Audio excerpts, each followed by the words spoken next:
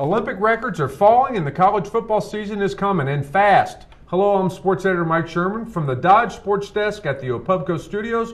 Welcome to the Press Row Podcast, our weekly sports roundtable where we take on all the big issues in sports. This week, my guest, Jenny Carlson, columnist John Rohde, columnist Barry Trammell. Guys, let's start off. First off the bat, let's start off with a look ahead of our annual football preview.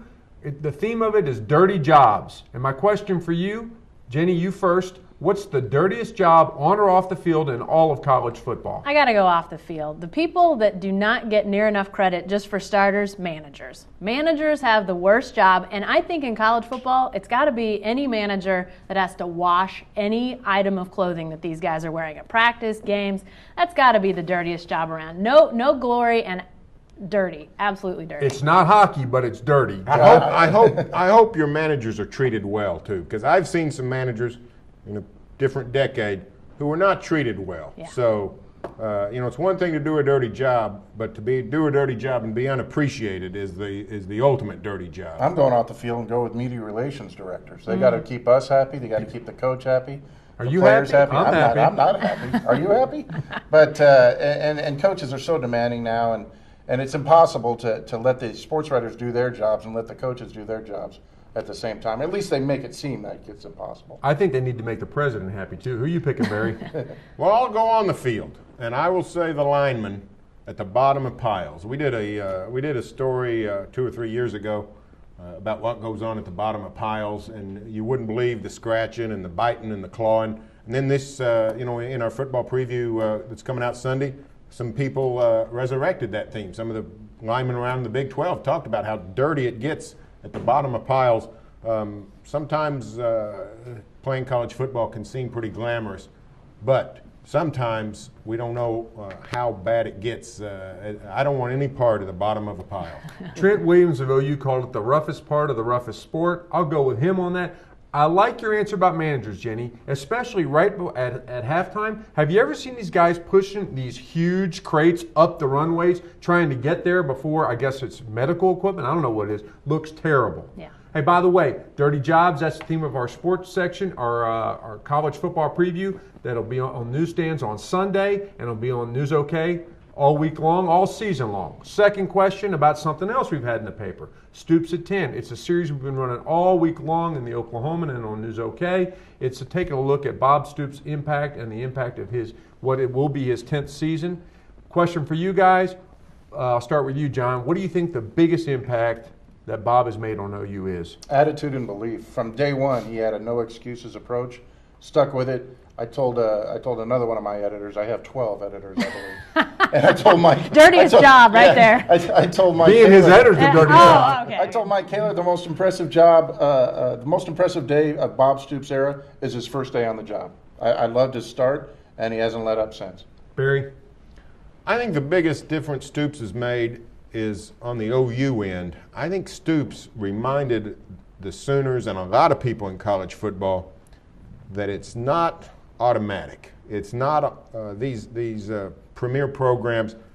We think of them as perennials. We think of them as always winning. But the truth is they're not on autopilot. If you don't hire the right guy, or if you don't hire a guy that's capable, you're going to pay for it. And I think OU in the 90s had the attitude, it doesn't matter who we hire, whether it's Blake or Schnellenberger or even Gary Gibbs. Doesn't matter who we hire, we'll win. Well, turns out no, you won't win if you hire the wrong guy. I think OU in 1998, November of 98, got serious about finding the right guy and went out and hired a legitimate coach. It seemed like OU was so far down, though, if you looked at 97, 96, that they wouldn't ever go back up. Now it seems like they're so far up they won't ever go back down. Jenny, what's the most impressive part to you? Well, I would echo in part what John said. I had a chance to talk to Josh Norman, who was on the John Blake team and was one of the more adamant supporters of John Blake. And he was looking for anything to say, hey, this is not the right guy. Bob Stoops is not the right guy. Josh said that Bob impressed him from the get-go. I'm going to blog about that later this week. But one other thing that I think Bob Stoops has helped change at OU is non-revenue sports. I don't think you can look around OU and see the success that they're having across the board in so many sports that frankly were okay or really non-existent before, and now here they are having national championship success. I mean, football fuels financially those sports. I think you can talk to any coach from Sherry Cole to Mark Williams to, anybody that's in those non-revenue Olympic type sports, and they're going to say football coming back has been a huge boom for their sports. Hey, bonus question on OU football from a user on News OK. Sooner football, huddle or no huddle? What do you think, Barry? Should they huddle or should they Well, I no think huddle? I think they're going to do both. I don't think it's going to be one or the other. I think they'll do both, especially just trying out the no huddle and see how it goes. If it goes great guns, I think they'll use it a lot. If they struggle with it, maybe not. I also think it's possible we're not going to know what they're going to do until Dallas.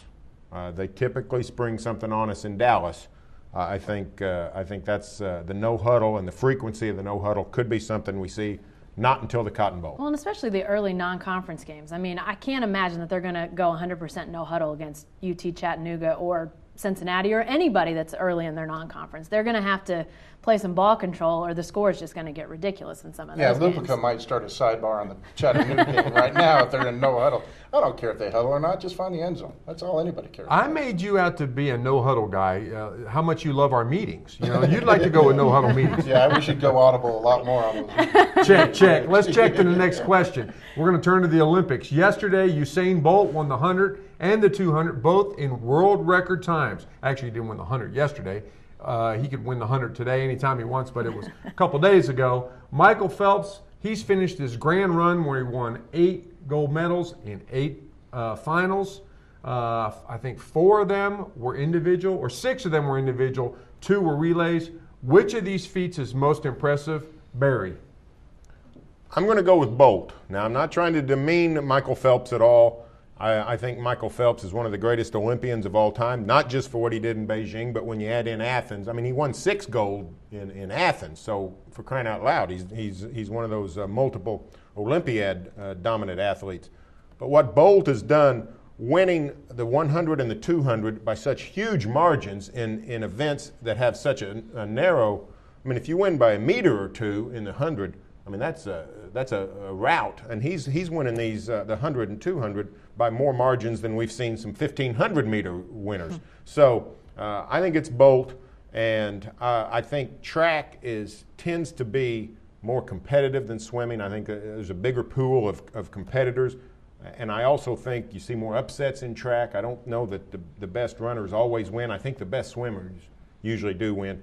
I'm going to say Bolt. Jenny, who are you most impressed by? Well, I have to say, seeing the 200-meter last night was probably one of the, and I knew the outcome. I knew the outcome of that race before it was run, and yet I was still riveted to the TV because when Bolt, before they all came out of that first drive and that crouch, before they were all upright, he had made up the stagger on the guy 2 lanes over from him.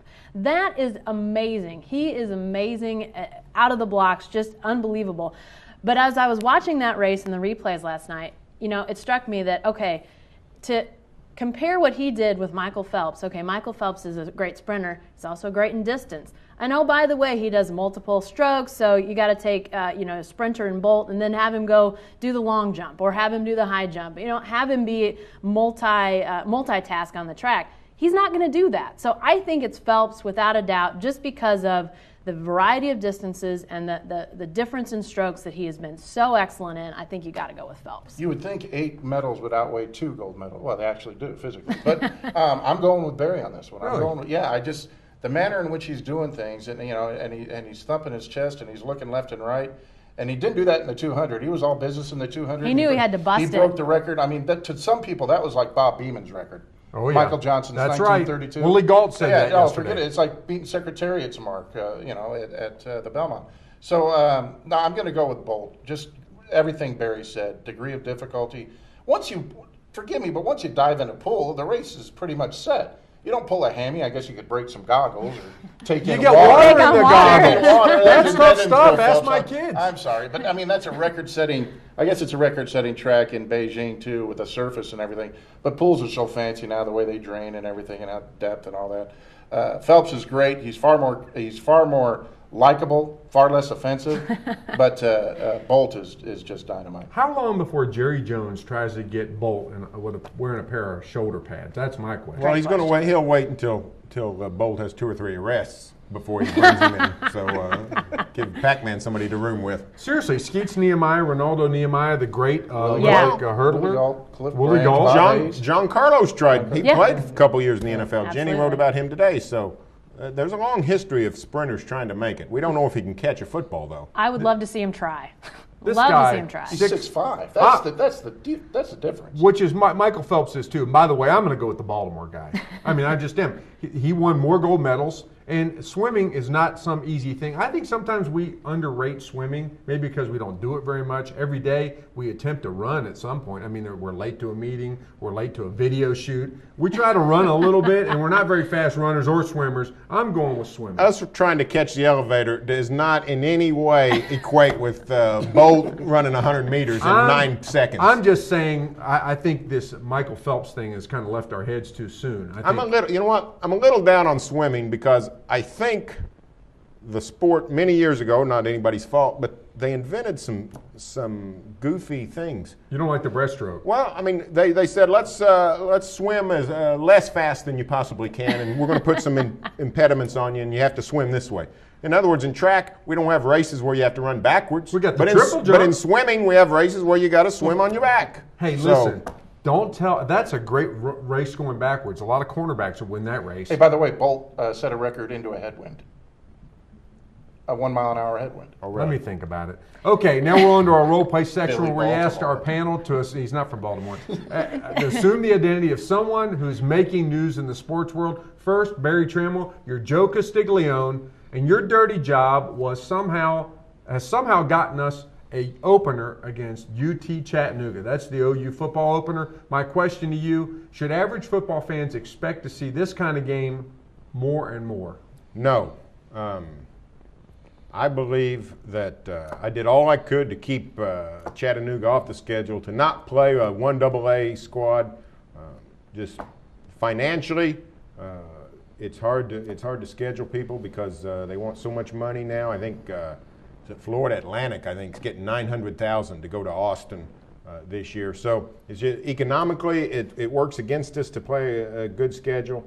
Competitively, they make it, it's no longer attractive to play. They've taken strength of schedule out of the BCS. I mean, You've called this the worst OU football game in history? it's the worst mismatch. Barry Trammell called that. Yeah. It's the worst mismatch in OU football history. It's going back to maybe Kingfisher College and whoever they beat 170. But in the last 80 years, there's never been 2 teams more widely disparaged in talent. I'm going to do, as Joe Castiglione, I'm going to do everything I can in the future to make sure we don't have another game like this. I hope you, as Barry Trammell, do as much as you can and raise as much cane to avoid this too. Speaking of someone who wants to avoid another game like this, Jenny, you are Mike Candrea, USA softball coach, and you just lost the gold medal to Japan. Thanks for My reminding question, me. I'm sorry, Mike. That's all right. Does this help or hurt the role of getting softball back into the Olympics? Well, it's a little hard to talk about right now, considering we're maybe 6 hours since we lost that game. But, I know that there's going to be people that say this is a new era. This proves that softball is a lot more worldwide than people previously thought.